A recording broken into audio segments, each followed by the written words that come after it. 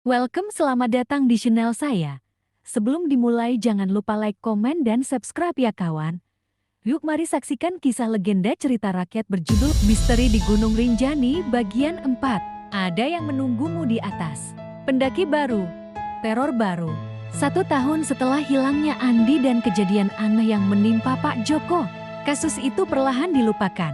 Namun, bagi para pendaki yang sering naik ke Gunung Rinjani, cerita ini masih menjadi perbincangan. Beberapa pendaki bahkan mengaku pernah melihat sosok pria berdiri sendirian di jalur pendakian, menatap ke arah Danau Segara Anak. Salah satunya adalah Raka, seorang pendaki yang baru pertama kali naik ke Rinjani. Saat dia bercerita ingin mendaki sendirian, seorang warga Sembalun memperingatkannya, "Jangan pergi sendiri. Gunung ini bukan cuma milik kita." Tapi Raka hanya tersenyum.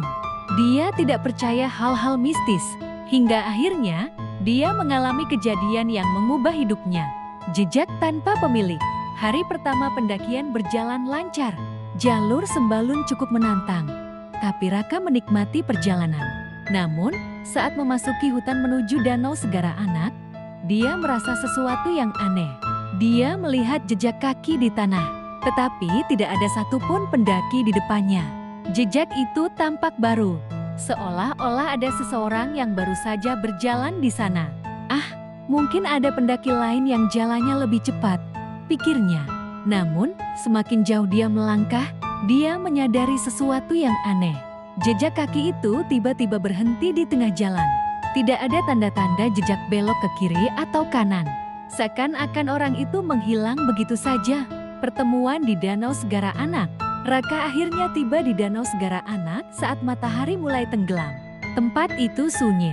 Tidak ada pendaki lain. Dia mendirikan tenda di dekat danau dan menyalakan api unggun. Saat malam semakin larut, Raka duduk di depan api unggun sambil menikmati teh hangat. Namun, tiba-tiba dia merasa tidak sendirian. Di seberang danau, dia melihat seseorang berdiri diam. Sosok pria. Wajahnya tidak terlihat jelas, tapi tubuhnya tampak kurus dan kotor. Raka menyalakan senter dan mengarahkannya ke sosok itu. Kosong, tidak ada siapa-siapa. Tapi saat dia mematikan senter, sosok itu muncul lagi, lebih dekat. Dan kali ini, sosok itu berbicara.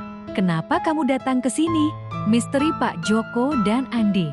Ketakutan, Raka langsung masuk ke dalam tendanya dan mencoba tidur.